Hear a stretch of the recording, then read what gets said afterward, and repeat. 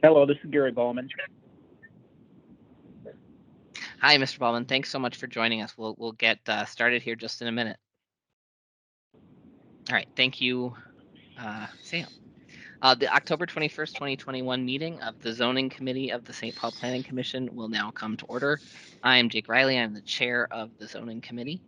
For the record, the chair of the Planning Commission has previously determined that it is not practical nor prudent for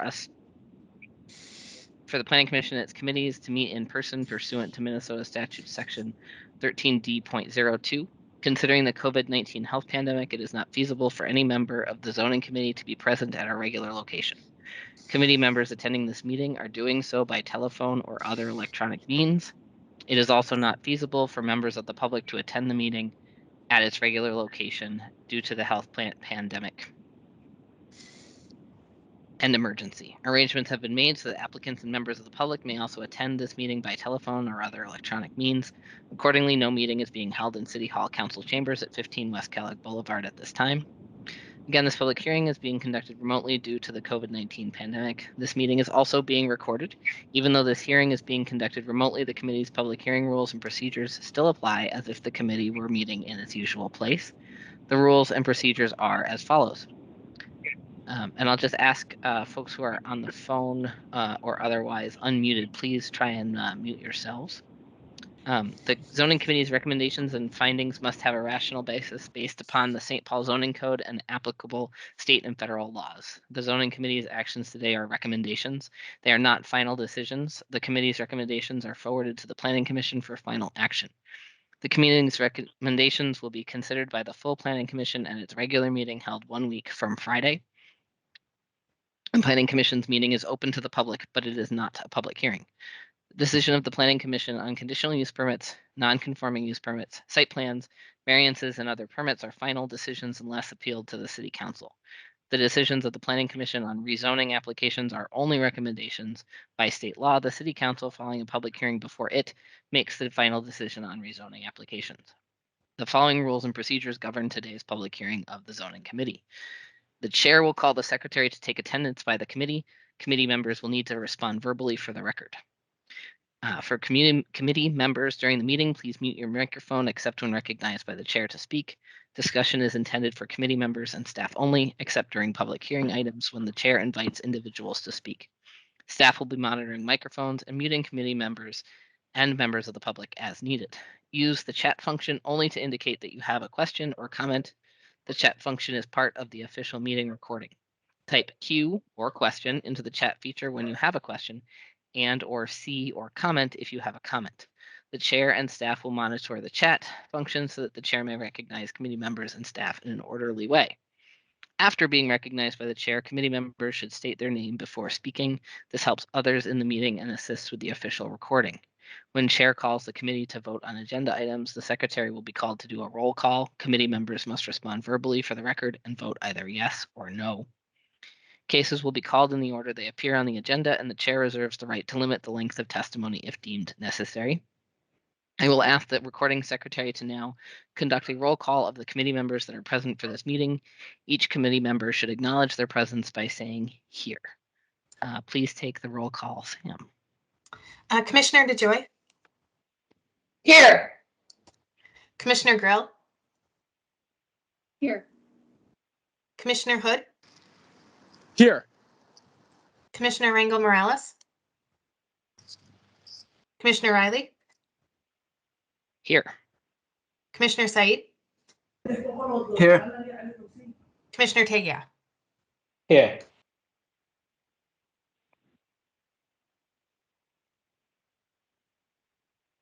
Thank you.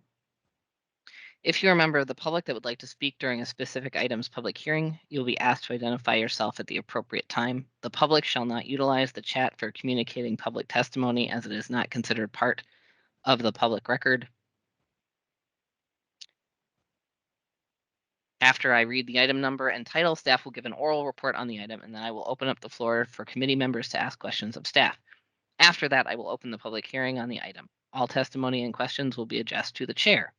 You may speak in favor or in opposition, and you'll be limited to no more than 2 minutes. People who exceed the time limit may have their microphones muted by staff. I will first ask for testimony from those in favor and then from those in opposition.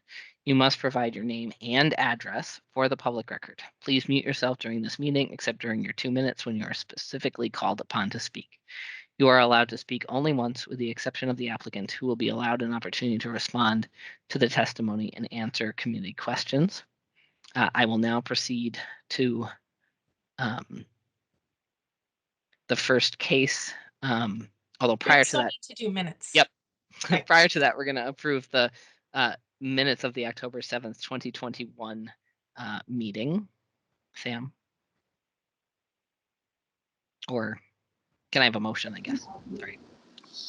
This is Commissioner Grill. I'd like to move the motions, move the October 7th minutes. Thanks, Commissioner Grill. Is there a second? Commissioner Sayed, a second. Thank you, Commissioner Said. We have a motion and a second. Sam, will you take the roll call, please? Commissioner DeJoy, Yes. Commissioner Grill, Yes. Commissioner Hood, Yes. Commissioner Tagia, Yes. Commissioner Said, Yes. and Chair Riley. Yes. 6 in favor, 0 opposed. Thank you. And then before we get to our first item, which is old business, the site is someone here from DSI to tell us the list of current applications. Otherwise, I will pull them up and for site plan review next Tuesday.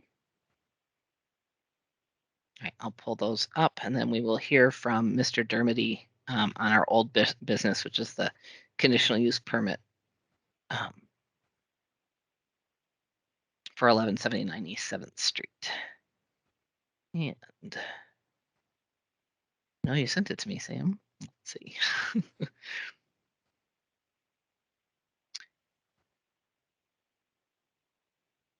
I guess I don't see a permit. I was looking. I don't know if I received them yet. They've been, Okay. Sometimes we received them on Friday.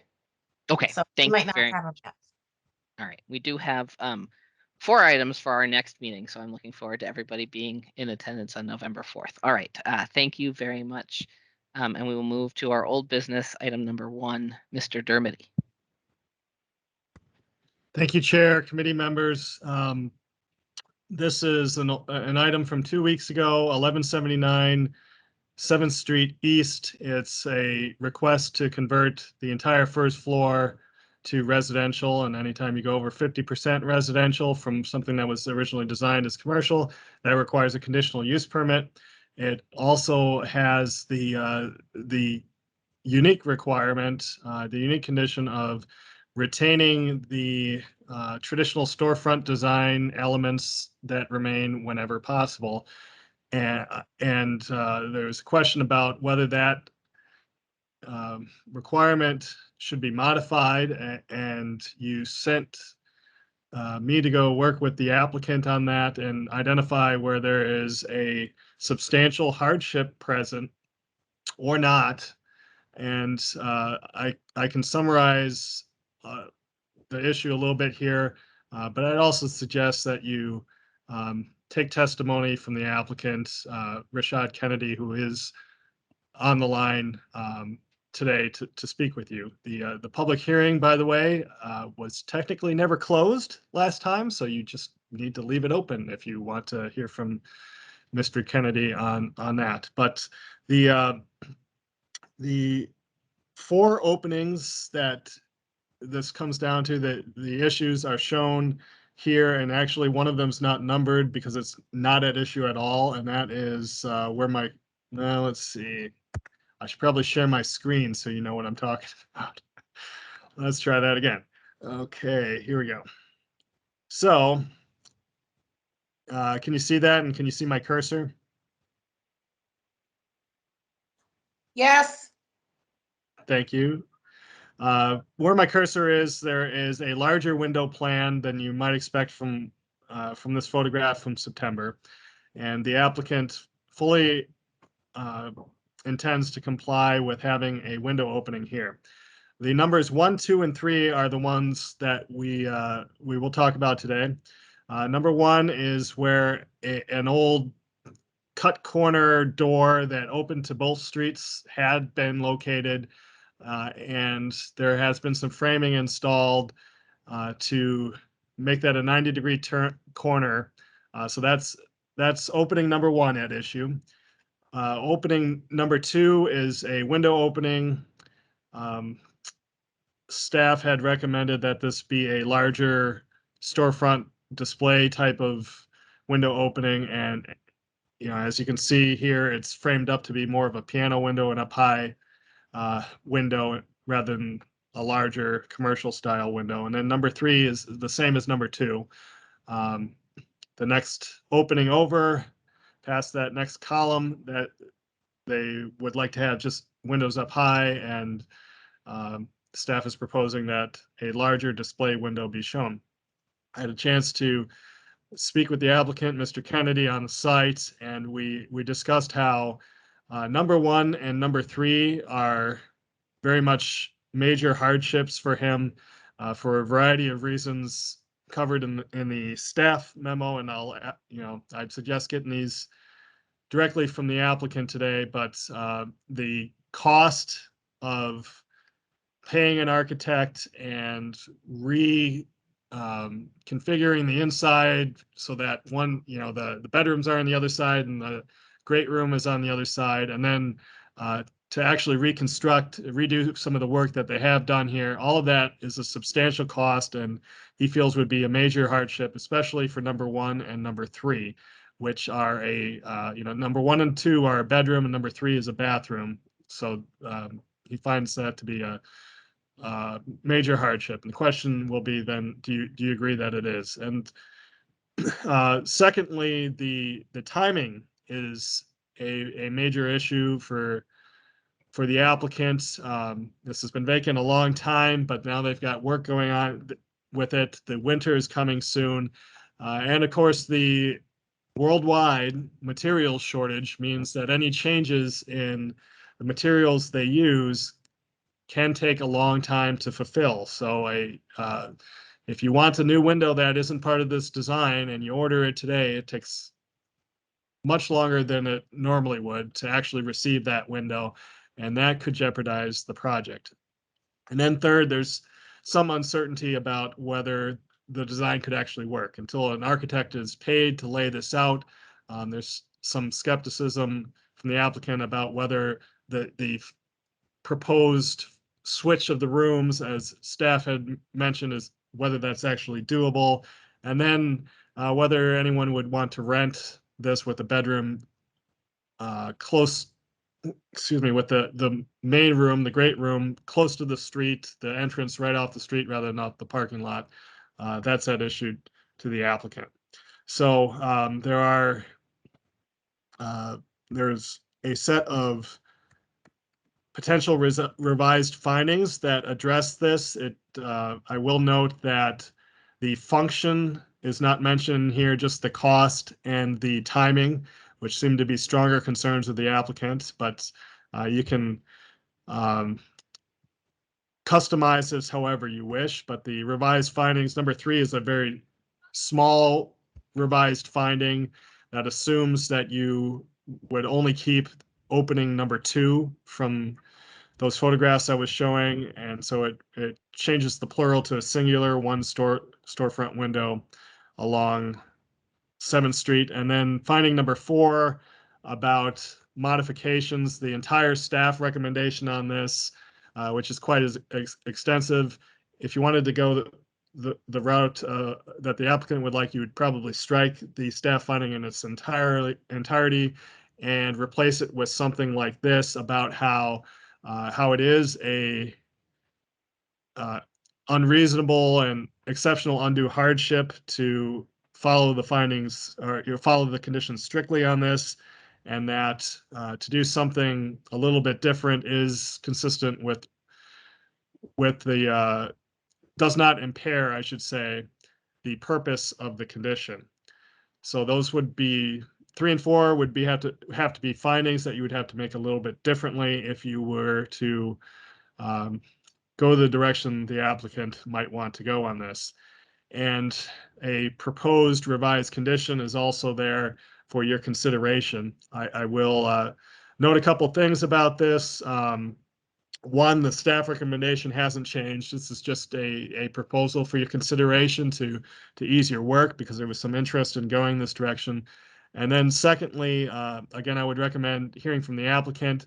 Although everything I put in here was true at the time about openings 1, 2, and 3, and the applicant having problems, major problems with 1 and 3, and having some level of agreement to comply with opening number 2 by putting a window there.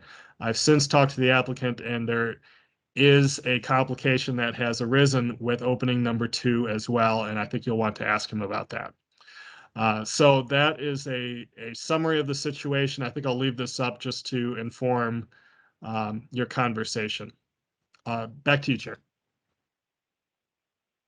Thank you. This is Chair Riley. Again, appreciate it, Mr. Dermody. Let's hear, if the rest of the committee agrees, let's hear from the applicant.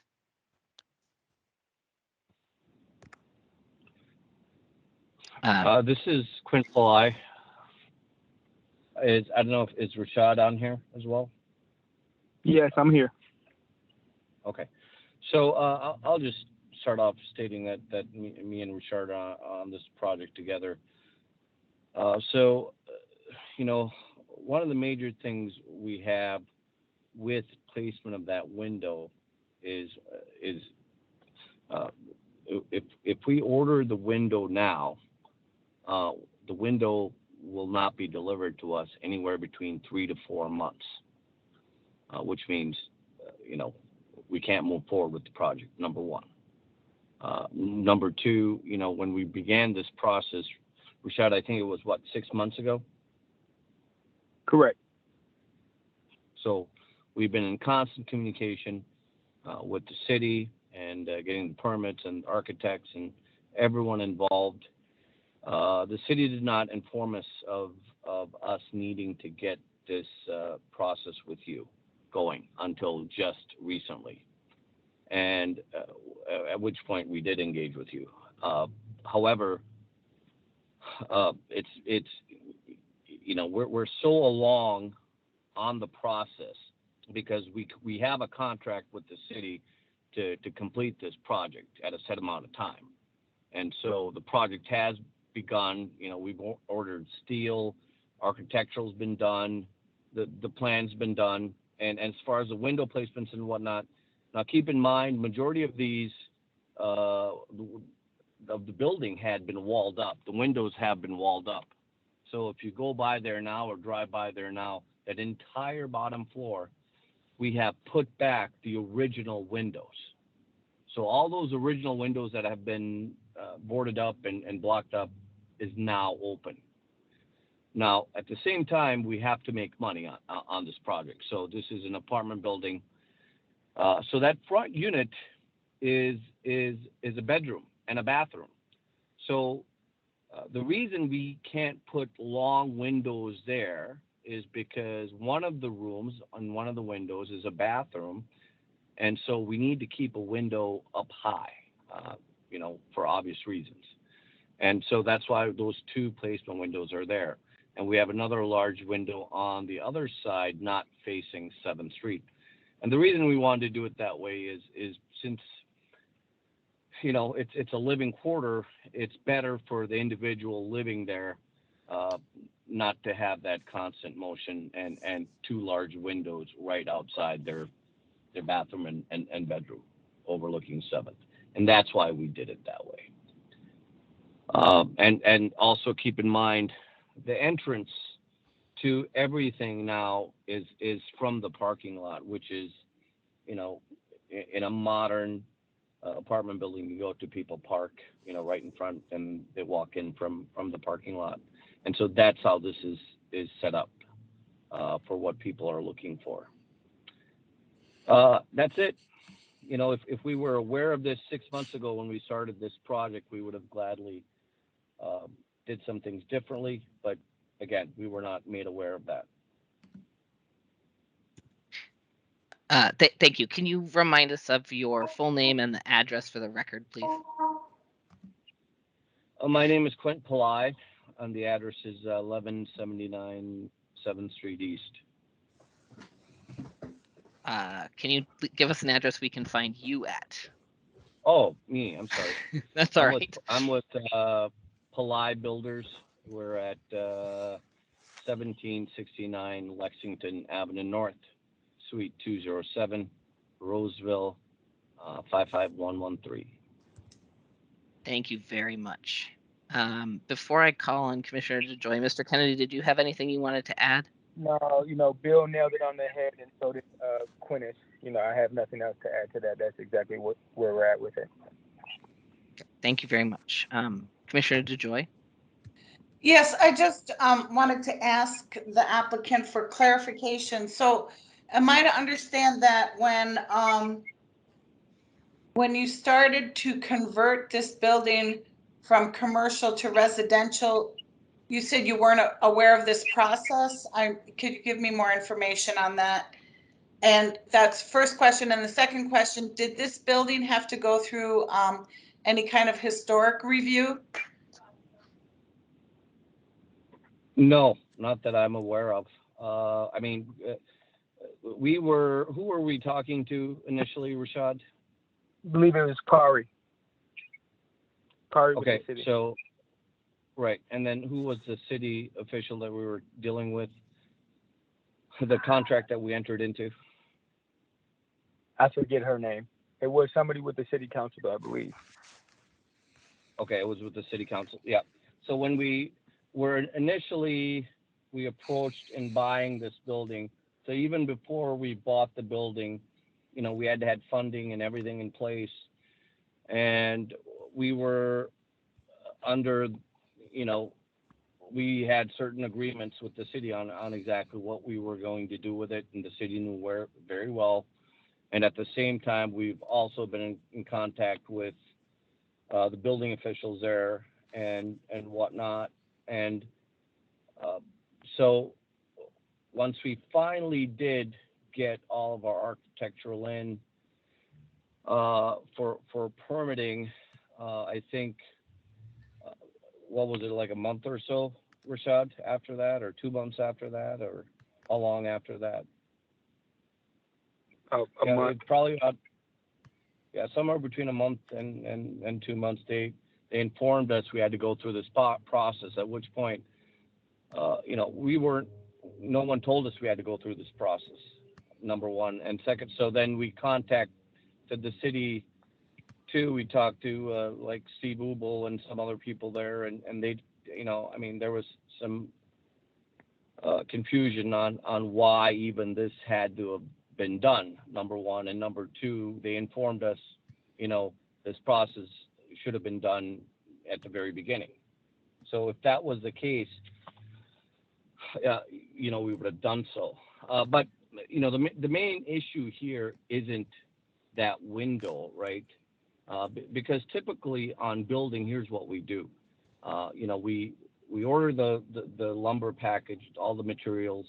We send in the plans with the architectural and everything to the lumber yard. We also order windows. And windows on a typical time frame takes us 2 to 3 weeks. 2 to 3 weeks to get windows. That's it. Right now, when we start framing the house, at which point is when we order the windows. That's how normally construction is done. Right now, before we even break ground, before we even have approval from the city, we order windows. Because right now it's taking 3 to 4 months. And the way that's going, we don't know, if that makes sense to you. So windows are the first thing that we order, because, think about that. Then the permitting process gets done. We break ground, we do foundation, we do backfill, and then we build the structure. At that point, windows come on site. That's just, that's not typical. And that's what we're, the state we're living in right now for construction. Construction has you know, in the 15 years I've done it, it's never been more difficult than it is now. And it's, you know, we had to deal with Excel Energy, you know, about Excel running out of meters. So Excuse me. Excuse me. I appreciate all this additional information. My original question was about the process, and I'm a little concerned that you might have been given wrong information, but you said you started with the city council office. Because generally, if you're converting a commercial building to housing, there is a process, and you're in that process now, but maybe Bill could give us more clarification. Yeah, thank you, Yes, Commissioner DeJoy. Go ahead, Mr. Dermody. thank you, Chair, Commissioner. I can confirm what Mr. Pillai had said, that this project had been in for building permit review for some time before they were notified that the conditional use permit was necessary. I believe they were notified in the later part of August and then applied shortly after that. So ideally, as soon as the project came in or they inquired with the city about doing this project, they would have been notified about this zoning requirement to get a conditional use permit. To my knowledge, there was no incorrect information given about this conditional use permit, more of an omission of telling the applicant that they needed to apply for it. Thank you, Mr. Dermody. Does that answer your question, Commissioner DeJoy? Yes. Thank you. Does anyone else on the committee have a question for the applicant or for staff? Commissioner Tagioff, and then it looks like Mr. Dermody. Do you have something you want to say, or are you still up from before? All right, Commissioner Tagioff, please go ahead. Thank you, Chair. Question to the applicant. We're talking about having a full height window on the side streets, which looking at the photograph seems to be pretty visible from East 7th Street anyway. What's the difference in having a full height window facing the East 7th Street if you can tolerate one in a bedroom off the side street, which looks pretty much at the corner anyway?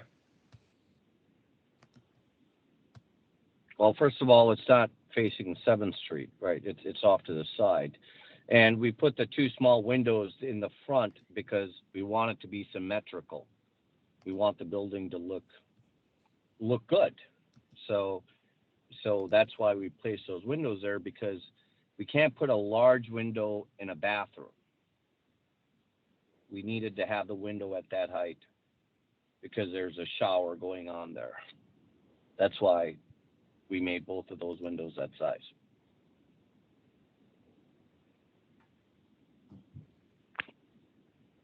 Does that answer your question? Partly, yes. I suppose I have a follow-up question as well. Have you inquired with your architect as to the cost of redrawing plans to, for example, reconfigure the units to allow for a common space of some kind in that southeast corner, in that corner where bedroom one is, for example, kitchen, great room, you know, some other kind of common utility space? Have you talked to the architect about what that would involve, at least in terms of planning costs? Well, no. I know it'll cost us at least 4 months to wait for new windows. Okay, thank you. Thank you. Anyone else on the committee have any questions before we? Yes, Mr. Dermody. Thank you, Chair. Committee members, it occurred to me that I did omit part of the information in making the initial staff report, so I'll add this now, and you probably want to hear from the applicant on it. The openings 1, 2, and 3 are at issue, and 1 and 3 are definitely problematic. And opening number 2, the part I had neglected to mention is that they have a larger window that faces the parking lot, that at one point in time when I spoke with Mr. Kennedy, they thought they could just relocate that window that faces the parking lot to opening number 2. And the issue that apparently has come up since this memo was distributed to you is that that window does not fit very well. The reason I mention it is because part of the argument for this being an undue hardship is the time for waiting for a new window. But if it were possible to relocate that window, there would not be that wait for an additional window. They have that window already. There would be other elements of the hardship that I think still would apply, but I just wanted to make clear that opening number 2, there is potentially a window for it. Thank you, You're talking Mr. about in the front, in the front, Bill? Which one are you referring to? I believe it faces the parking lot. Mr. Kennedy could probably confirm that. Yeah, I know which one you're talking about. You refer to number 2. So you want to move that window to the front of the. No, when of me the and building? Bill had met, I had thought we were going to have an extra window, or I'm just thinking, okay, if there is a compromise, maybe we could put this window there. We're all on the same team, that all have the same objective. But after I had measured that window is too big to fit in spot number 2. So we would, in fact, need to order a new window. I thought it was going to be the right size, but it's not. As you can see on that picture, there is 2 pillars in between. So we on each side, so we wouldn't be able to just make the window opening larger because there's brick right there on each side, to the left and to the right. Thank you, Mr. Kennedy and Mr. Palat. I see that Commissioner Taguieff has a question, but just to clarify, I'm looking at the floor plans from the staff report from 2 weeks ago, and so the window in question that might have worked is the one that is in the great room of Unit 101. Is that accurate, Mr. Kennedy? That's in the bedroom. Negative. That's in the bedroom, right? Yeah. Correct. That's the bedroom. It's in the bedroom number 4. I'm trying to figure out where it's this. Labeled number 2. It's labeled number 2 on this photo that I'm looking at. Yeah, and that is in the bedroom in the area. Thank you very much. Okay, Mr. Taguieff, sorry about that. Sorry, my other question is, leaving the windows to one side for a moment, if you were allowed to proceed with the project as currently planned, what is your current timeline for completing the project? Well, the current timeline for completing the project, we should have the permit by, is it this week, Rashad, or next week? The following week. Okay, so we'll have the permit next week. So when the permit is approved, so immediately after that, we will get all inspections done. So 2 weeks from Monday, here, let me look at my calendar. Give me 1 second. While he's looking at his calendar, I have go ahead. So we will be done with the project by end of December or sooner. Thank you. This is Chair Riley again. Quick question, sort of following up on Mr. Taguieff's question. So is it accurate to say that you have almost completely finished the interior build out? Correct. Okay, thank you. Any other questions from the committee?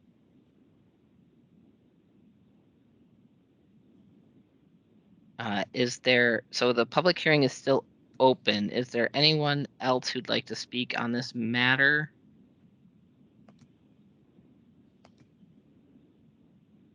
Only going to ask twice because this is sort of a unusual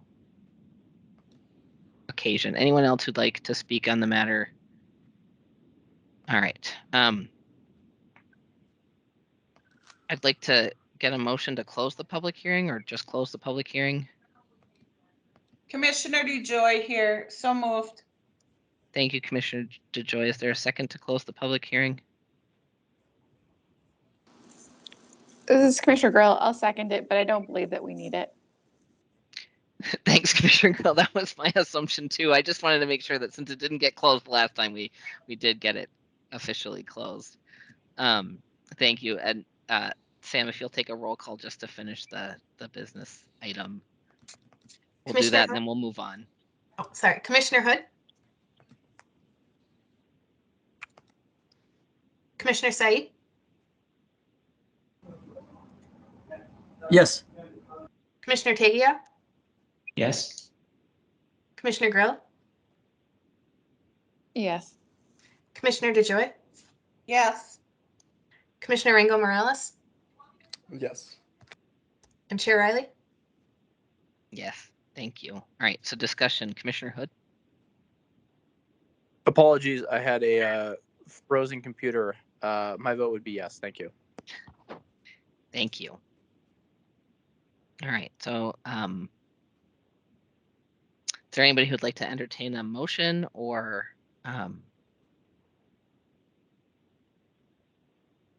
suggest a philosophy of action?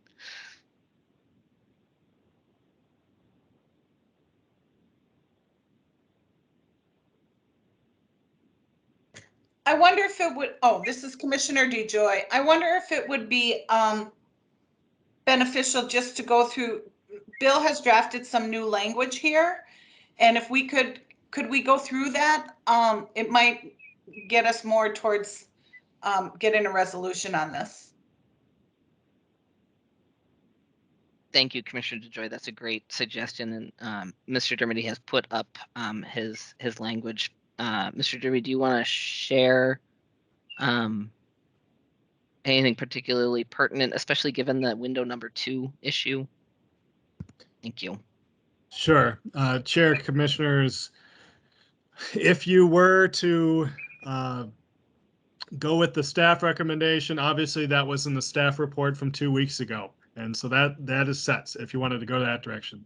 If you wanted to require a larger window in opening number 2, but not in openings 1 and 3, then this memo contains the findings and the condition exactly as you would need them, unless you wanted to modify them because you had different logic or you wanted slightly different wording. I would say that if you wanted to not require a larger opening window or door in openings 1, 2, or 3, which is what the applicant is now asking for, you would take what is in this memo, and I think you only need to make 2 changes to it. Finding number 3 is actually okay the way it is because it refers to a storefront window, and there is one that faces Duluth Street. So finding number 3 does not need a change.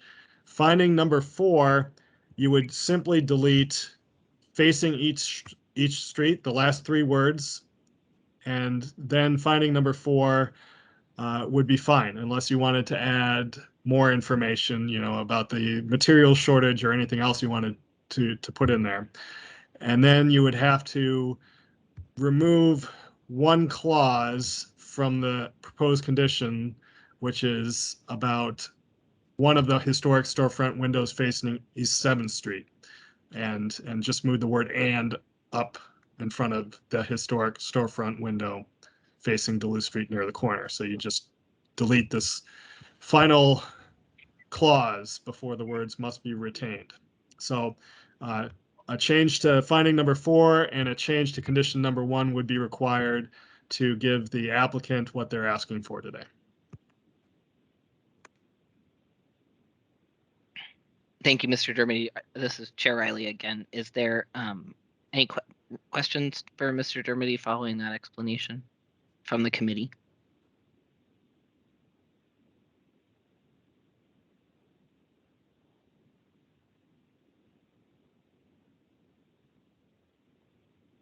Okay, seeing none, is there, would anybody like to suggest a motion or have any additional questions for staff?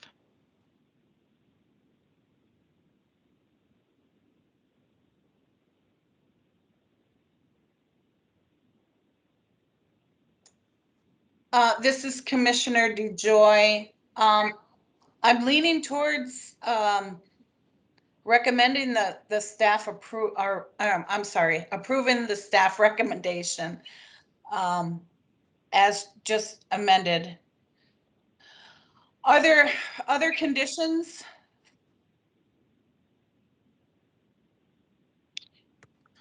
So just to be clear, the staff recommendation is the one that went to the committee 2 weeks ago. The staff recommendation hasn't changed. There is a memo here with another proposed recommendation that you could make, but it is not a staff recommendation. So just, it sounds like you're talking about the one from 2 weeks ago. Bill, did that memo go out to us? And if so, on what date? What did the memo go out? The updated memo, because I'm not seeing it, and I see it up on the screen, but I'm not sure that we received it ahead of time.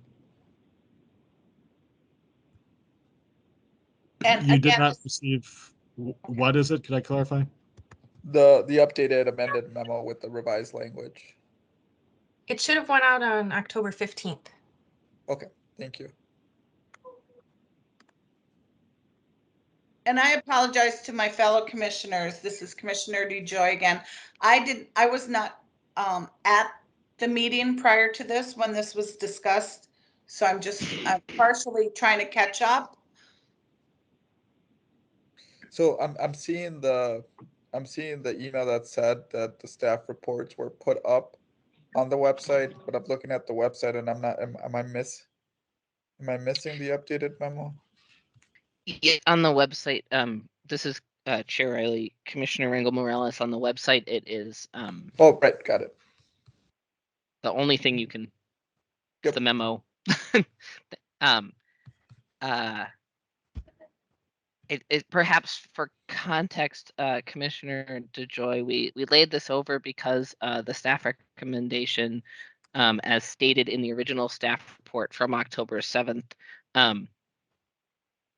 the committee was not confident that the applicant was fully aware of the conditions and the suggestions in the staff report, and so we wanted to make sure that the applicant and Mr. Dermody had a chance to chat, and so we laid it over. We didn't want to inadvertently propose hardship of some sort on the applicant by sort of voting on the staff recommendation without allowing for that conversation to take place. And so that's, I hope that's helpful to you. And then I see that Commissioner Hood has a question. Please go ahead, Commissioner Hood. Commissioner Riley, I do not have a question. A comment? A residual hand? Go ahead, Commissioner DeJoy. Yes, what you just said is both helpful and it gives context, and now I feel like I'm caught up now, and I appreciate that because it seems like there was some communication issues, perhaps maybe at the city. I'm not sure, but this is helpful and I appreciate being caught up. Thank you, Commissioner DeJoy. This is Chair Riley again. Commissioner Grill. So this is Commissioner Grill. I am a little inclined to make a different recommendation that would include the revised findings provided by Bill. But the thing that's sticking out to me in the memo is that completed construction was done without formal permits. And so I'm very torn with this particular issue because it does seem like there are many things that are outside of the applicant's control. And I don't want to put an undue burden on someone, but I am struggling without the formal permits. So I'm actually wondering if Mr. Dermody could maybe clarify that part of it, and maybe I missed it, or maybe this isn't helpful for anyone, but I'm just sort of trying to put my arms around it. Thank you, Commissioner Grill. I had the same question, so I'd appreciate that as well, Mr. Dermody. Sure, I'll try. Chair, Commissioners, the work that has been done here is without formal building permits. According to the applicant, it is said to have a verbal approval of some kind, at least with regard to boarding up windows and avoiding graffiti and damage to the property. But as far as formal approvals, there is not formal building permit approval. There have been reviews. The building permits are said to be close to approvable pending this conditional use permit. But of course, without a formal building permit approval, technically any work that has gone on is at risk. Thank you, Mr. Dermody. This is Chair Riley. I have a follow-up question, and then I'll get to Commissioner DeJoy. I just, and maybe you don't know, Bill, but was this purchased through some sort of vacant building program, and there were some abatement things that had to be taken care of sort of before they were allowed to purchase the building, et cetera? It sounded like there was maybe a conversation with someone like Marsha Mormond or something. Chair, Commissioners, I do not know if there were specific strings attached to this. This was a vacant building 3, which is, the most serious type of vacant building. And it's, been vacant for more than a decade. It's been vacant building 3 for a couple of years now. So there was a process beyond, a regular building in the city to get this purchased and to work towards activating it. Thank you. That's very helpful context. Commissioner DeJoy? No, I think I put my hand down.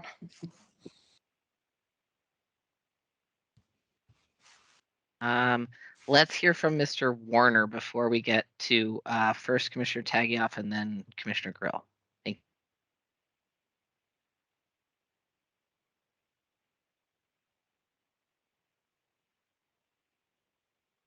you. Mr. Warner, you might need to unmute. Oh, thank you.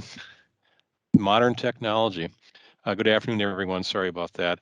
It seems to me that you're at a deliberation point, and I know you have questions, but I'll just throw this out for you to think about a path forward here. You have the original staff recommendation with respect to the CUP, and then you also have Mr. Dermody's modified recommendation. And my only thought would be this: if you're inclined to adopt the original staff recommendation, that's a fairly easy motion to make.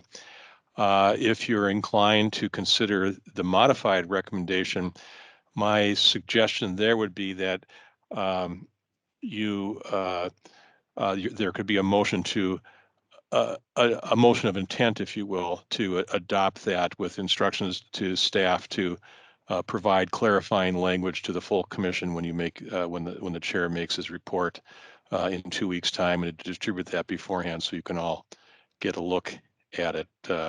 Quite frankly, I had a hard time following Bill's crystal clear explanation. I got the spirit and intent of it, but I didn't get the nuance to it. So I'm sure that staff could put together a final product for you. And just to remind you that, the issue before you is whether or not, this property should get a conditional use permit to change the commercial space. And I'm just recalling the comments of Commissioner Hood from 2 weeks ago that, is it better to take what you have and save the building, or let it revert back to a type 3 vacant building? So that's just my thought on the 2 potential motions you might make. And there could be a third, but those are my thoughts. Thank you. This is Chair Riley. Thank you very much, Mr. Warner. Commissioner Grill? This is Commissioner Grill. Thank you, Mr. Warner, for helping us all through that. I appreciate it. I'm happy to let discussion continue, but I'd like to make a motion of intent to adopt the revised staff recommendation, and we would get additional language from staff before the full planning commission meeting to be provided at that point. Thank you, Commissioner Grill. Commissioner Tagioff, you want to second that and we can discuss, or would you like to ask a question? I was going to ask a question, but now we have a motion. Maybe I can second the motion first and then ask my question. That sounds great. Thank you. Just right. one clarifying question of Mr. Dermody. I wanted to just clarify, when did construction start and when were building permits applied for? Chair, Commissioners, I would have to look up when building permits were applied for to get a precise date, but it was more than a couple months ago. It was before August. I'm not sure the exact, whether it was June, May, April, but somewhere in there. And when did work commence? A significant amount of work happened between August and the present. As you can see from the photographs that were with the original staff report, we do have a photo from August and we have a photo from September, and there's actually been more work since September. So I might refer you to that original staff packet from 2 weeks ago, and those photographs in there to see exactly how much work happened since August. Thank you. Thank you, Mr. Dermody. Thank you, Mr. Tagiaf. And just to go back to what Mr. Warner said when reminding that what we're considering is whether the first floor of the building is to be residential use and whether that's okay. And we also have a motion and a second on the floor. So if Sam, you could take the roll call, that would be great. Thank you. Commissioner Hood, Or are we still discussing? I'm sorry. I'm sorry. Sorry, I have a lot of hands and I'm I confused. can wait. Yeah, let's hold off for a second. Go ahead, Mr. Dermody. Thank you, Chair. I just wanted to clarify what the motion is, which might be helpful for everyone. I heard amended motion. There were amended findings and condition in a staff memo dated October 15th, and then there were, which would have required a large window in opening number 2, just to be clear.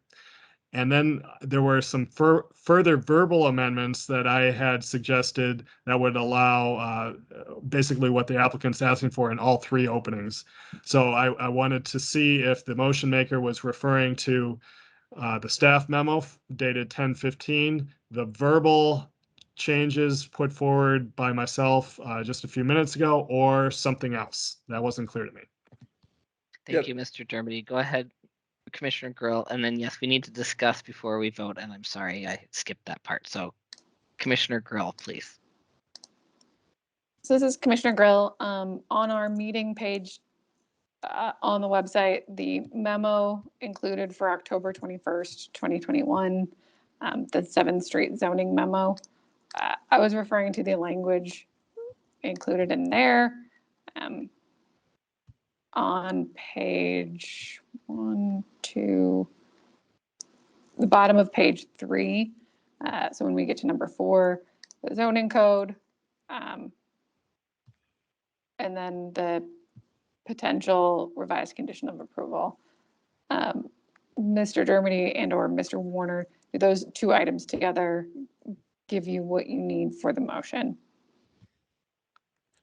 Got it. So exactly as it is shown on that memo from Friday, that's dated October 15th, which is what I have up on the screen. This is exactly what you would propose.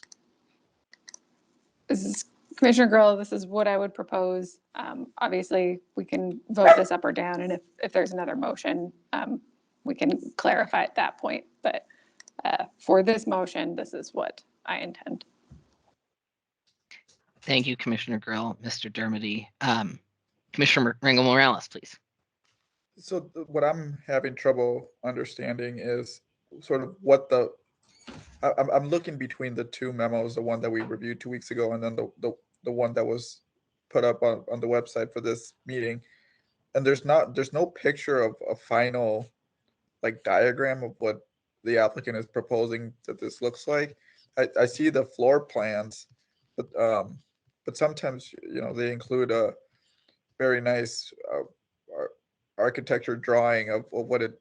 So it's hard for me to visualize exactly what is being included, what is not being included, what is being taken away, or how much of this facade is actually going to be changed. Even with the proposed language, Mr. Dermody, could you just really quickly explain what's gone and what's staying with the new proposed language? with the motion? Sure. As the motion is, Chair Commissioner Rano Morales, the there's certain elements of storefront design that are proposed to remain that really are not at issue. That includes the cornice above the first floor here, the historic columns, and a larger window facing Duluth Street.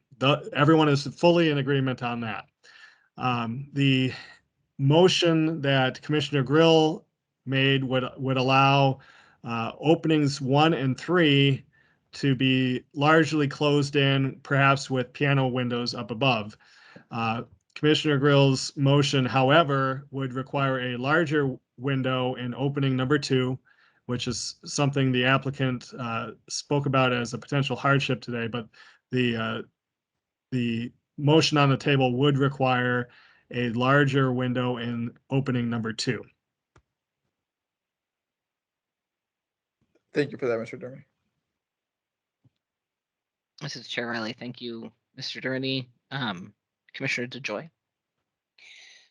Okay, and as part of the resolution on the table here where we're going to vote, can we outline the conditions? Are there conditions like get a building permit, go through site plan review, those types of things?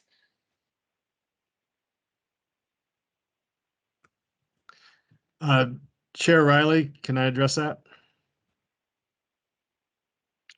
Please do. Okay, thank you. Commissioner DeJoy, you certainly could. There is no condition right now for that, and however, it's true for any project. If any construction project requires building permits, and if site plan review is required for the development, then it's required whether there's a condition for it or not. So I'm not sure actually in this case whether site plan review is required because of what they're doing. I think the footprint is the same as what was there, but building permits are certainly required. And if you did want to do something like that, I might suggest a general condition along the lines of all necessary building and site permits must be obtained, period, as condition number 2, something along those lines. And thank you. And I would propose that as a friendly amendment. Given the fact that this project started without any building permits, I think it might be helpful to make that a condition. And so I'm proposing that to the maker of the motion.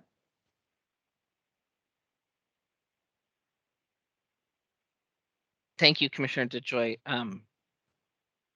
Commissioner Grill, as the maker of the motion. This is Commissioner Grill. I would accept that as a friendly amendment. I don't know that it's necessary, but I don't think that it does any harm. So I think it's worth including. So we would add a second condition that requires that the applicant complete all necessary building permit and site plan review. Thank you, Commissioner Grill. Chair Peter Warner asked this second Please or go two ahead. if they're okay with Yes, that. yep, thank you. Commissioner Tagieff. Yes, I'm fine with the proposed amendment to the motion. Thank you. Commission, I have a question. Would it often we have conditions that are associated with certificates of occupancy, and there is not one of those included here. Is that something that we could or should entertain, and would the maker of the motion feel confident with that, Mr. Warner? Thanks, Chair. I don't think that would be necessary for the simple reason they're not going to be able to get a certificate of occupancy unless they get their building permits. And the building permits need to be finalized and inspected, and only after the property is inspected are they eligible for a certificate of occupancy. So I think it just goes without saying. I appreciate that. Thank you very much. Commissioner DeJoy. No, I put my hand down. I'm sorry if it's not showing up that way, but yeah. It's I'm for me. Thank you very much. All right, so we've had a motion, we've had a second, we've had a friendly amendment, and then we have the seconder also agreed. Commissioner Tagiaf, what do you have another question? Just a point of clarification. So, as I understand the motion on the table, we would be requiring that additional large window facing East 7th Street, which would be imposing that delay on the project to obtain the window. That's. I want to make sure that that's the correct intent behind the motion. Thank you for asking that. That's my understanding. Commissioner Grill, Mr. Dermody, whoever.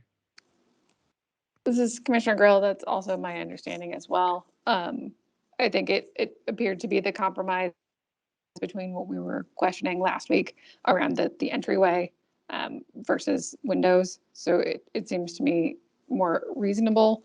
But again, we can vote this motion up or down and then see where we're at. Chair Riley, thank you, Commissioner Grill. Thank you, Commissioner Tagiaf. Let's call the question. Sam, will you take a roll call vote for us, please? Commissioner Hood, Yes. Commissioner Said, Yes. Commissioner Tagia, Yes. Commissioner Grill, Yes. Commissioner DeJoy, Yes. Commissioner Rangel Morales, Yes. and Chair Riley. No. 6 in favor, 1 opposed. Great. Thank you, Mr. Dermody. And we will see this item at the Planning Commission a week from tomorrow. We are now on to item number 2, which is a rezoning of 1329, 1331 Lincoln. Mr. Richardson, you have a presentation for us. Thank you. Thank you, Chair. Commissioners, I will share my screen.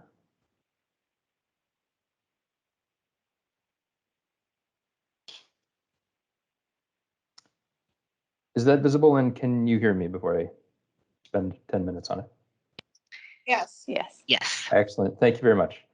Hello, everybody. My name is Mike Richardson. I'm a planner, and we'll be giving the staff report on rezoning for 1329 to 1331 Lincoln Avenue. Purpose of the application is to rezone from RT1 two-family residential to RM1 low-density multiple family residential. You can see the property here on the right. The property's been zoned RT1 since the citywide establishment of our current zoning districts in 1975. You can see the site on the bottom of that image. Looking through the permit history, as well as Truth and Sale of Housing report from 2017, all of those documents and all those records describe the building as a duplex. There's a third unit in the basement, and there are photos in your packet that the applicant has provided that was rented out illegally prior to the current ownership, and that sale happened in or around October of 2017. And since that, the third basement unit has not been occupied. Going into the findings, the triplex conversion guidelines from 2009, there's just one of those that was not met, and there's two-way in the staff report related to the minimum lot size of 9,000 square feet. The subject lot is 6,400 square feet, and that includes half of the alley to the north, as is allowed/required in our zoning code. Also want to note finding 5 that the current use of a duplex is a reasonable use of the property, and even at this size that it is, it's legally non-conforming. It was created as legally non-conforming in 1975. The lot width based on RT1 standards should be 50-foot minimum because it's 25 feet per unit.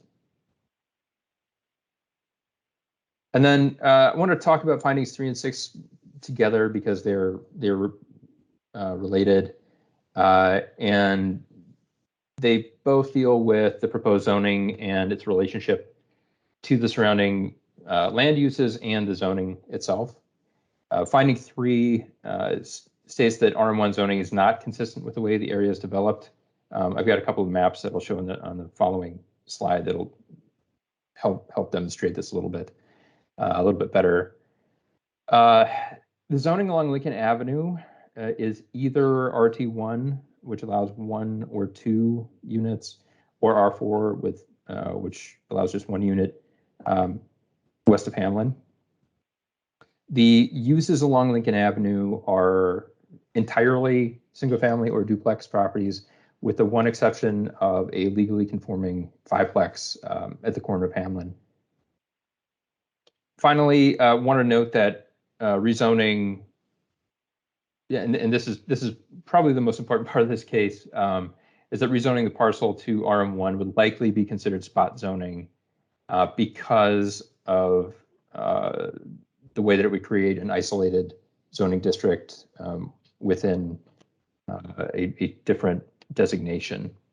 And I will go to the next slide here. So the top is the land use map and the bottom is zoning. This is just providing kind of a zoomed out version of what's in your staff report.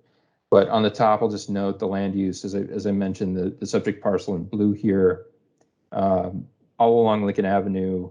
It is either single family, which is the yellow, or duplex, which is the light brown. And then for zoning, you'll see what I was talking about with R4 west of Hamlin, excuse me, and then RT1 on Lincoln Avenue. We did not receive any letters or emails about this case. We did receive a letter from McAllister Groveland Community Council, which recommended support for rezoning to RT2 instead of RM1. And I just wanted to comment quickly on that. And the reason that was not suggested in the first place or applied for is because zoning to RT2 would create more nonconformity than RM1 because of the lot width requirements, which would require 60-foot width for 3 units. So based on those recommendations, which are 2A, 3, 5, and 6 in the staff report, staff is recommending denial of the rezoning from RT1 to RM1. And that is the end of the presentation. I'm happy to take questions. Thank you, Mr. Richardson. Commissioner Rangel Morales, and then Commissioner Grill, please. Was the request for an RT RM1, was that the applicant trying to fit this zoning in there, or was it the best fitting rezoning, or is there a better rezoning to try to make that unit legal?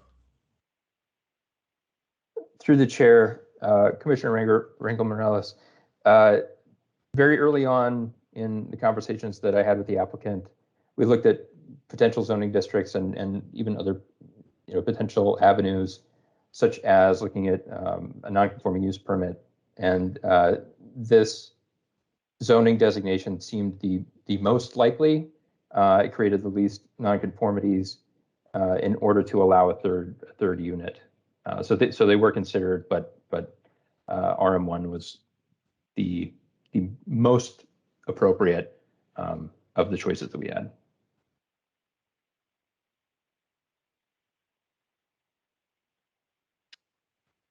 Go ahead, Commissioner Grill. Thank you, Mr. Richardson.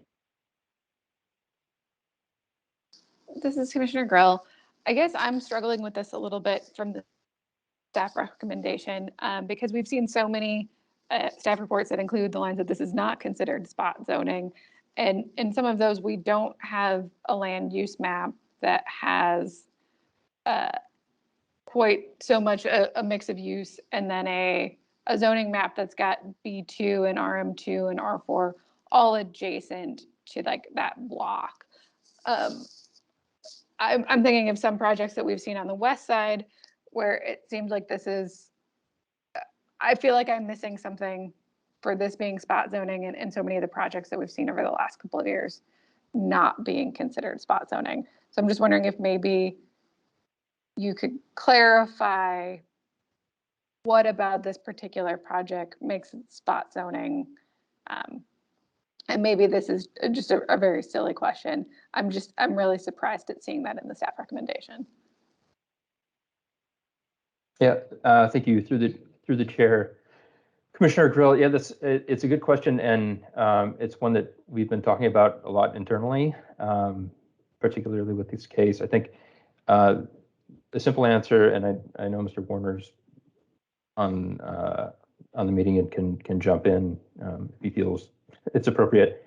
The pattern of development on Lincoln Avenue is so strong that it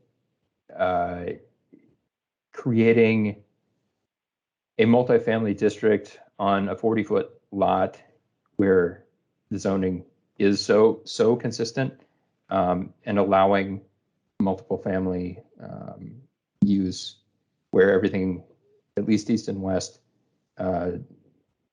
does not, and the north being a B2 zone is different. But the primary answer is that what I said initially, that the pattern is so strong, and that this would be an isolated location where a different set of uses is allowed compared to what is around it.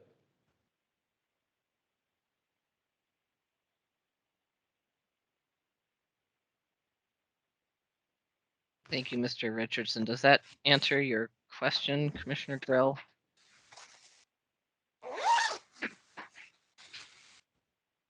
This is Commissioner Grill. I think I'll let the other commissioners sort of continue with the line of questioning, because I might have a follow-up question in a little bit, but I'm sort of sitting on how to make that a little more eloquent. Thank you, Commissioner Grill. I'm not sure whose hand I saw first, but I see that Mr. Dermody might have something contextual to add, so perhaps we could hear from staff. Thank you, Chair Riley. I hope it's okay that I jump in here because I've been involved in these conversations with Mr. Richardson, and just to add a little more to his point, this particular lot is rather narrow and is not on a major street like Grand Avenue or an arterial street. And so part of what Mike's talking about with that pattern of development is the zoning that's usually applied to narrow lots on local streets in this area. So although you may see a variety of other land uses in general in the area, or a variety of other zoning districts in general in the area, when you look for narrow lots on streets like Lincoln, it's a little bit different situation. Thank you, Mr. Dermody. Commissioner Rangel Morales. Well, I think Mr. Dermody sort of addressed it, but I was going to ask whether RM2, given that it's either across the alley or connected to it, to the block in general, whether that would be more consistent with not spot zoning than RM1, since it's already on the block. Through the chair, Commissioner Rangel Morales. Yeah, the issue is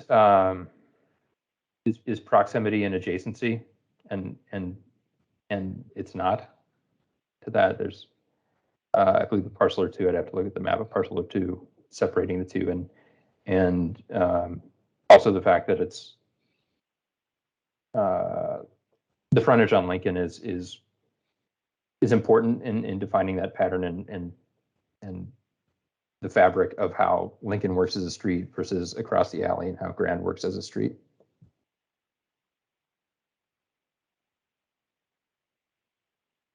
Mr. Tagia. Just a clarification, really, to help understand this notion of sort of spot zoning and adjacency. When I look at the, for example, the dimensional standards for RT1 versus RM1, I see very similar things written. I see kind of the same maximum building height, the same setbacks. And the only difference I can really find, especially if this is considered to be an existing building, would be in terms of the number of units technically permitted within an RM1 building. I mean, otherwise, in terms of maintaining the rhythm of the street and the pattern and the uses, this seems relatively similar. So I'm just grappling with the kind of the practical dissimilarity between an RM1 on a lot this size versus an RT1 on a lot this size. Sort of in what does that inconsistency actually consist? Through the chair, Commissioner Taggioff, that is a good example of one of the things that we've been discussing, and the difference is the number of units allowed. The fact that it's either single or 2-unit versus multifamily, and looking at it the way that we define our zoning districts, those are two different things.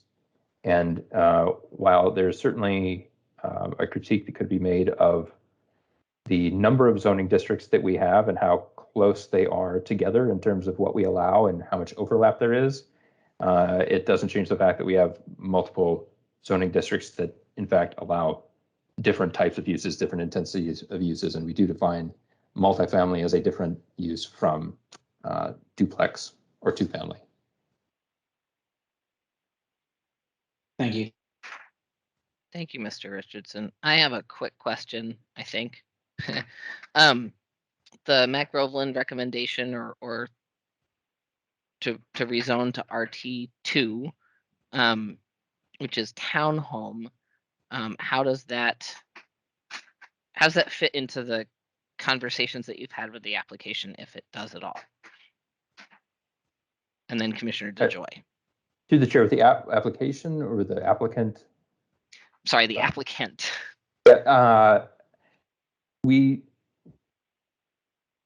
We have spoken briefly about it after the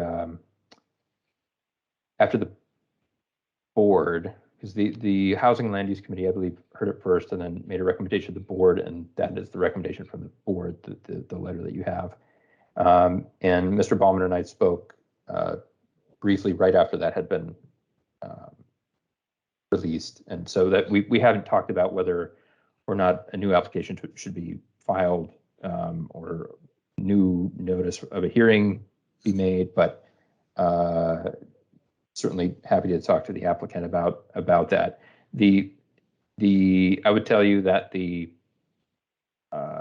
conclusion for the spot zoning finding would likely be the same,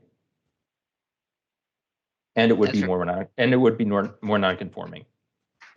So with those two things in mind, still happy to talk to the applicant, but that's the likely direction. That's very helpful. Thank you, Mr. Richardson. Commissioner DeJoy. I think I'll reserve my comment. I was also going to comment on the letter from the district council, but I think I'll do that after the public hearing. All right, let's, is the applicant here to add anything to the conversation? Please, go ahead. Thank you. This is Gary Ballman, 384 Holly Avenue in St. Paul. Well, my case is pretty straightforward if you've looked at the applications. I think a key thing that hasn't been mentioned yet is that this would contribute to easing the affordable housing shortage in St. Paul. And as you all know, there's a study being conducted right now to address that issue, because it is a serious issue. My neighbors there, I've talked with them. They both support me.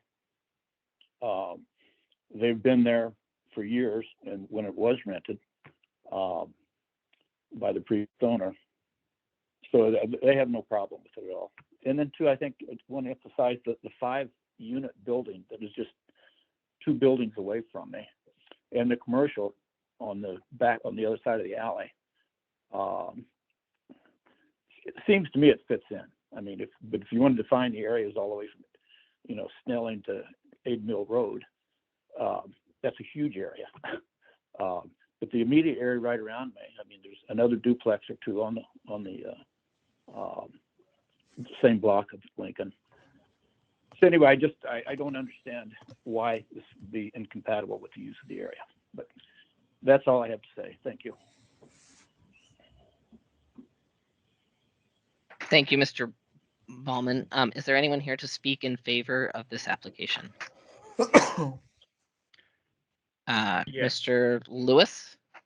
Yes, I'm Michael Lewis. I'm one of the next door neighbors. I live between the duplex that's the subject of the application and the fiveplex on the corner. We've lived in that location, my wife and I, since 1986. There has never been a negative impact coming from the subject property. We have never noticed any difficulty arising out of that, and we certainly would anticipate none if it were used as a triplex.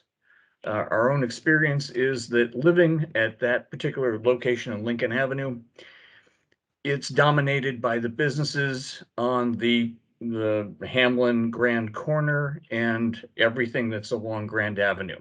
So there's no impact to us coming from the approval of this particular application. Thank you, Mr. Lewis. Is there anybody else in here to speak in favor of this application?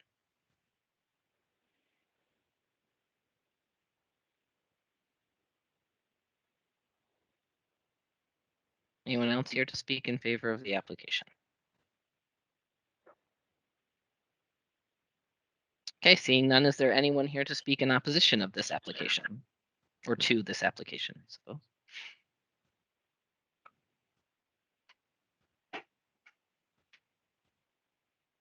Anyone here speak in opposition?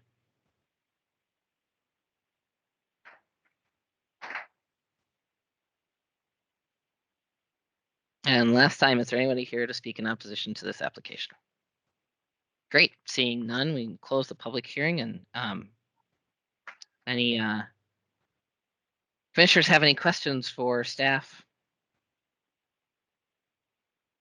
Or care to make a motion?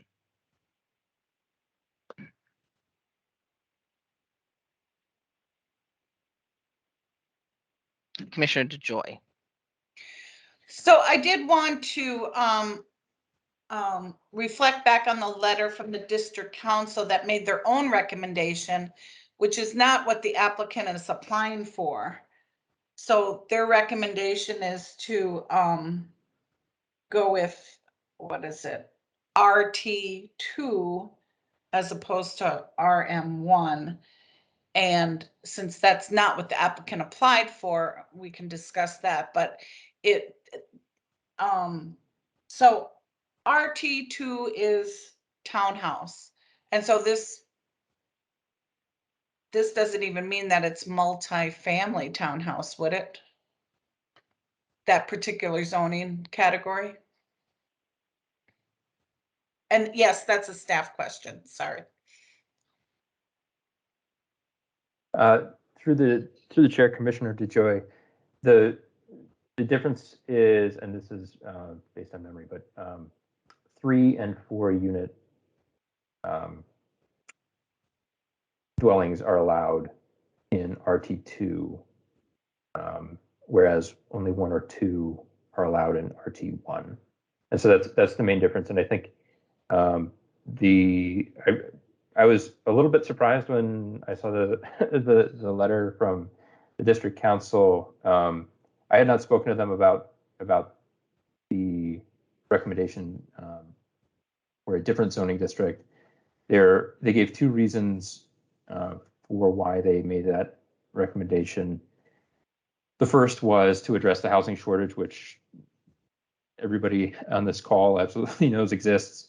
The second was to alleviate the concern about spot zoning, which it would not do, or would very likely not do. And so that's, I guess that's my response to the district council's letter. And I would also, if I may, just make a distinction here that there's somewhat of a difference, and I am by no means an expert in this, but there's a difference between the spot zoning finding and the rest of the findings, and that one is really a legal finding, being the spot zoning finding, versus the rest that are primarily planning findings that we're normally used to doing. And so there is an important distinction there. And if there are questions about that, I'm sure Mr. Warner would be able to help. But I think it's an important thing to note for this particular case.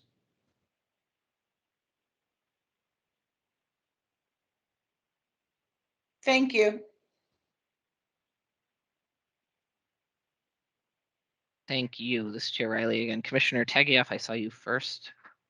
Thank you. Just a small clarifying question. I believe that the R2 districts also require a minimum width of 20 feet of lot width of 20 feet per unit. Therefore, as a 40-foot lot, even under RT2, they wouldn't be able to have a triplex. They'd only be allowed 2 units. Is that correct?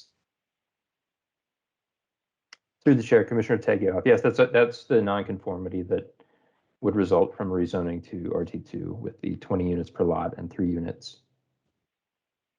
Thank you.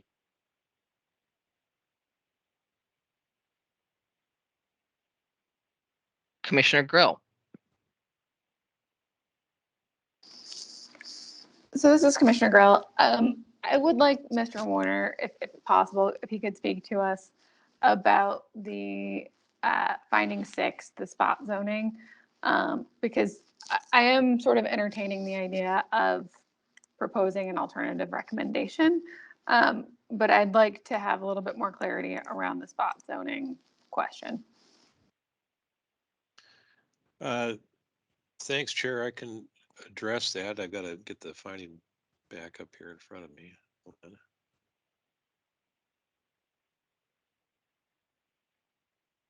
So to reiterate what Mr. Richardson said, spot zoning is a legal concept. Spot zoning is illegal in Minnesota.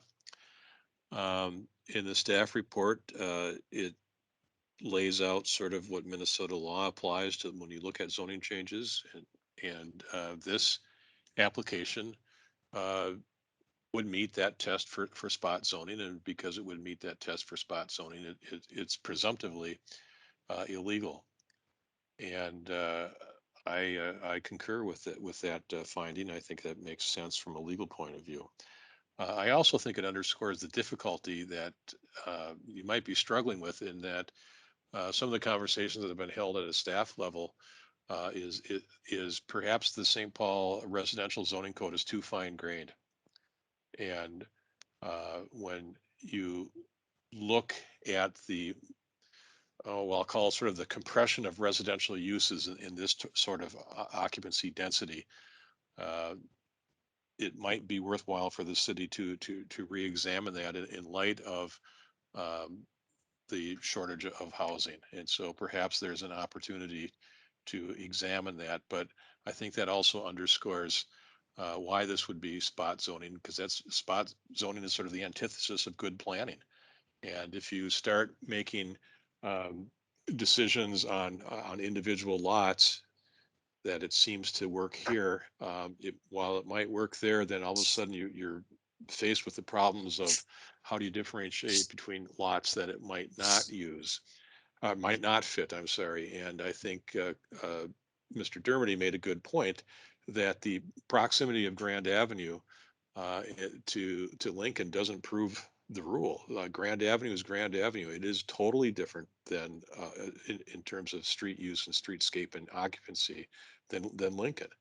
And that's what the findings suggest, is that there is a consistent pattern of occupancy along Lincoln.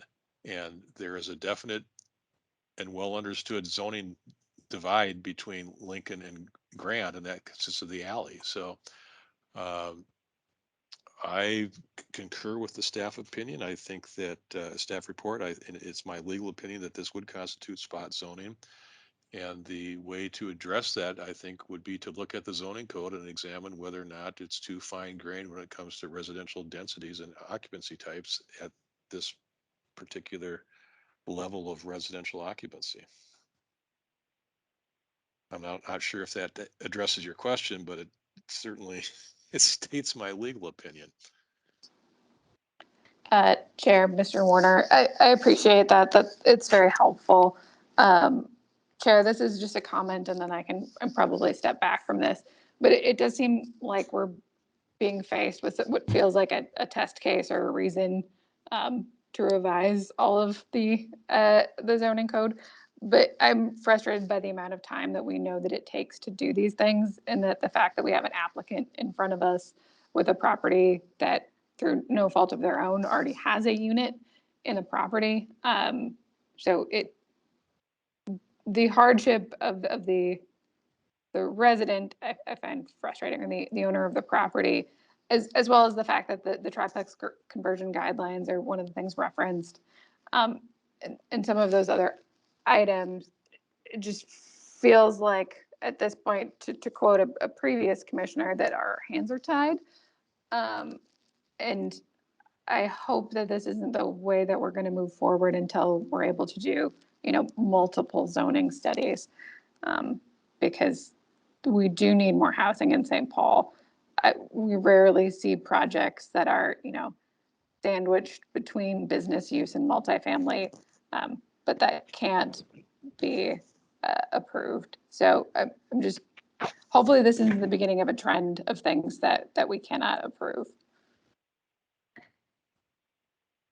Thank you, Commissioner Grill. Commissioner Tagieff, and then Commissioner Rangel Morales.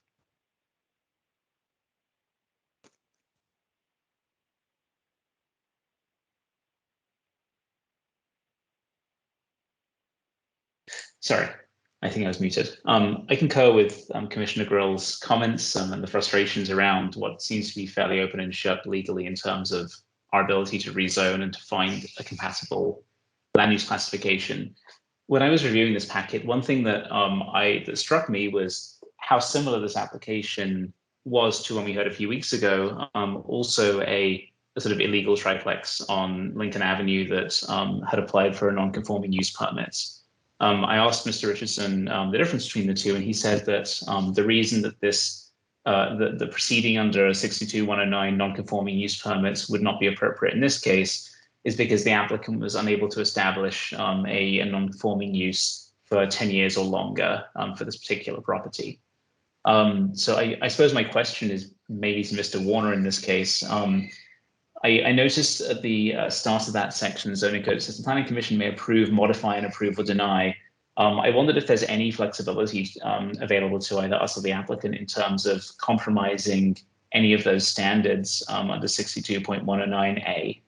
If we're able to, for example, modify or vary or do anything to essentially approve a non-conforming use despite technical non-compliance with one of those standards. Chair, if I may. Please do. Commissioner, that remains a possibility. I suppose the route would be to apply for a variance from the 10-year standard. But if that's the case, then the variance standards will apply.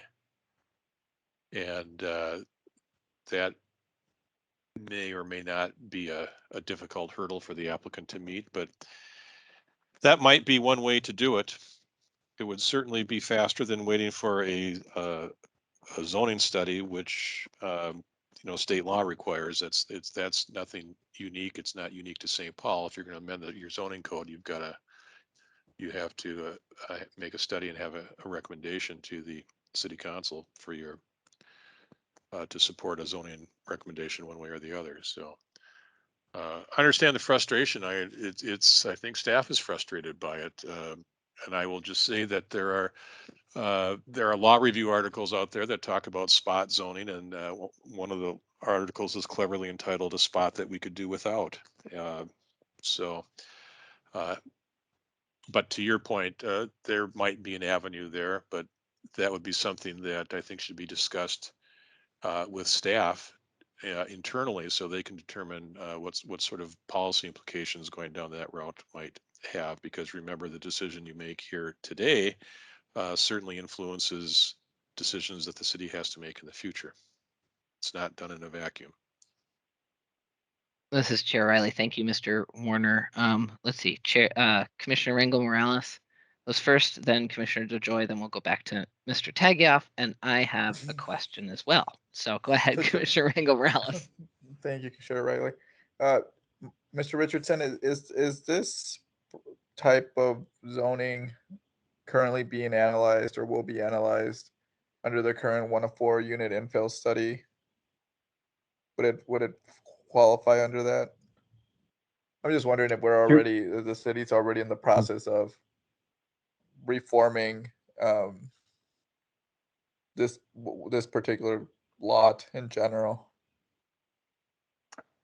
Through the chair, Commissioner Rangel Morales, yes. And my understanding is that would be addressed likely in the phase 2 part of the study, which is anticipated to be completed sometime late summer next year, I believe.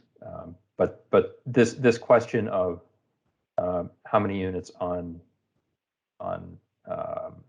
these lower density residentially zoned lots is one of the things that's being examined in that study. And I only bring that up because, I don't think this is, I mean, it has the potential to be, provide a remedy to this applicant, even if we don't do it today, in the near future. And it's something that staff is currently already working on. And perhaps as we, start having discussions about that study, we can remember applications like his and properties like this, in which it certainly makes sense to have more density, and certainly it can sustain it.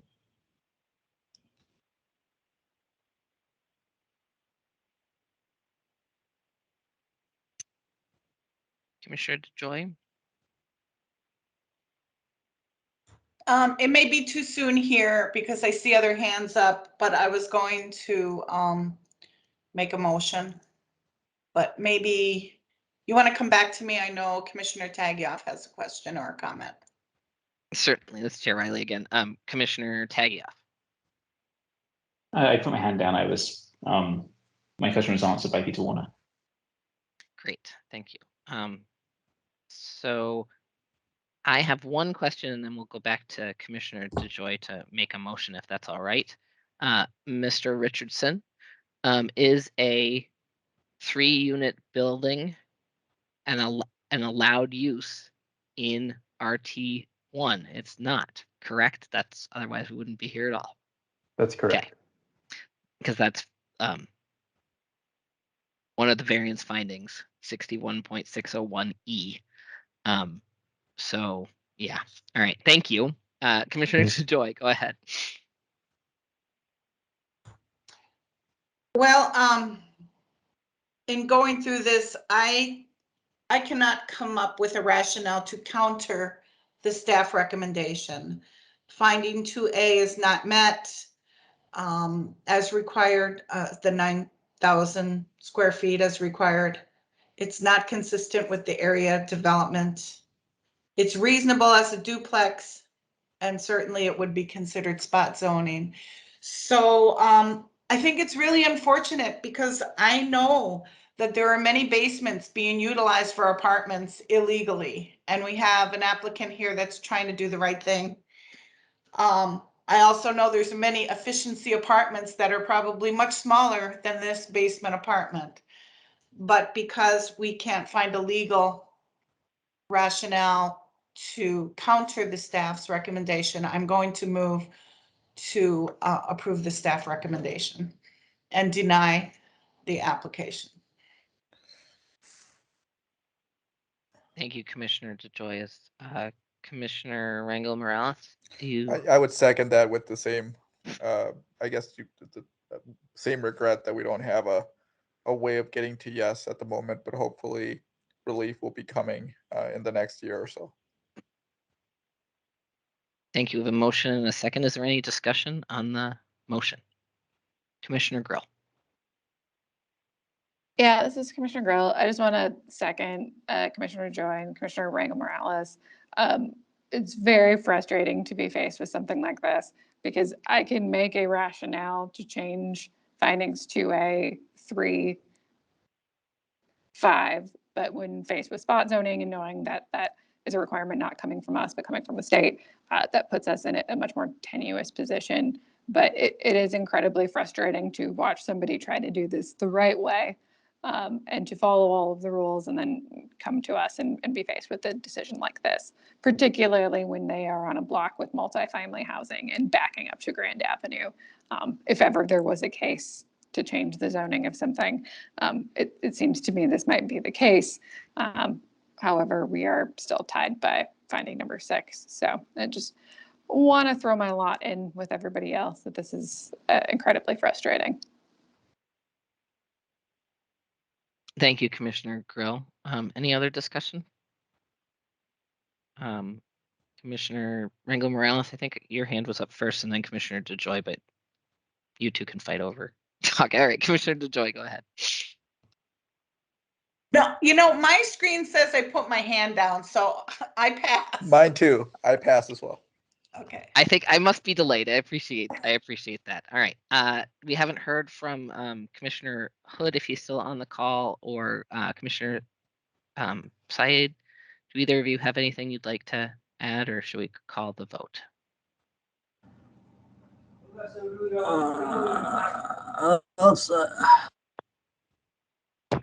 All right. Well, same thing that my colleague. I'm really frustrated there with that. I wish we can say something we can say yesterday with applicant, but yeah. Thank you, Commissioner Syed. This is Chair Riley again.